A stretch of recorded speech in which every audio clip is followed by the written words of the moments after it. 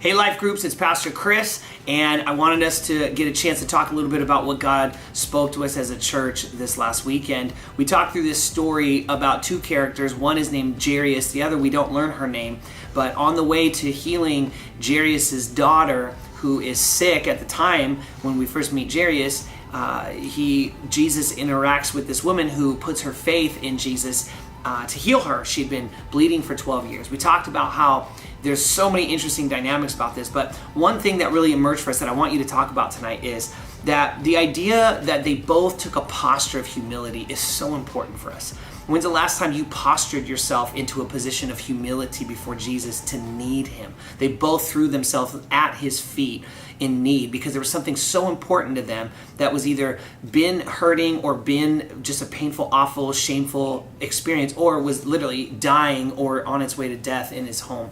There might be things in your home that have been dying or on life support or dead that you need to have come back to life. Jesus invites that to happen. He says, if you believe and put your belief into action. And what that looks like specifically is important, that it looks like humility. You can't experience God's power if you don't have God's faith built up in you. But the way to God's faith is humility. You can't cover your woundedness, explain away your hurt, explain away your woundedness, blame other people for your hurt and woundedness. Both of them threw themselves at the feet of Jesus and said, here's my woundedness, here's my pain, here's my fear, here's my scare, here's everything about it, and said all that it was. So you have to be able to do that. You have to be able to apologize and say, I don't really want to say sorry, but here's what I'm feeling, and I'm feeling this, and this is probably because of my woundedness about this, and I'm sorry for how I acted like that. And that's the kind of honesty, humility that introduces faith.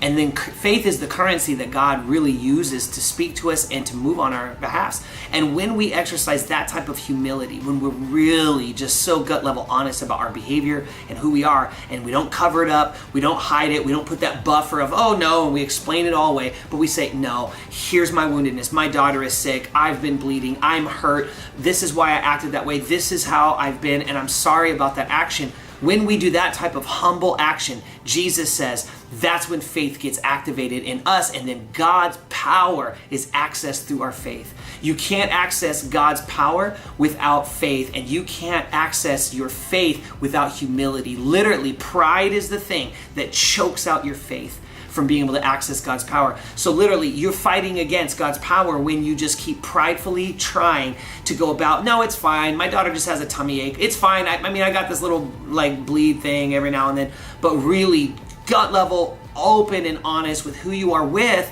Jesus and the right trusted people. Jesus, the epitome of leader, of mentor, of counselor, of honest friend, and the Peter, James, and John of the people who went in and said, we will pray with you. So the last few things is this. When's the last time that you postured yourself like that? Real humble. I want you to show up to church next Sunday ready to worship like that woman worshiped, and open and invite a humility that will ignite a type of faith that unleashes God's power on our services. And the other thing is, when's the last time you said this to somebody? We need to pray. We need to pray. 4 words I want you to start using this week, talking about, hey, you know what? We can talk about it all day long. We need to pray right now. And then talk about the honest wound. What really led that thing? What's really dead and dying there? Is it just this person, that person? Or is it, hey, there's something there that I think Jesus wants to heal in you, and it's dead and dying, and until we heal that, it's going to stay sick. If you can do that, and then when you're out there, say, hey, we need to pray about this. Would you come to church with me? I don't know if that was 5 or 6, but you can count real fast.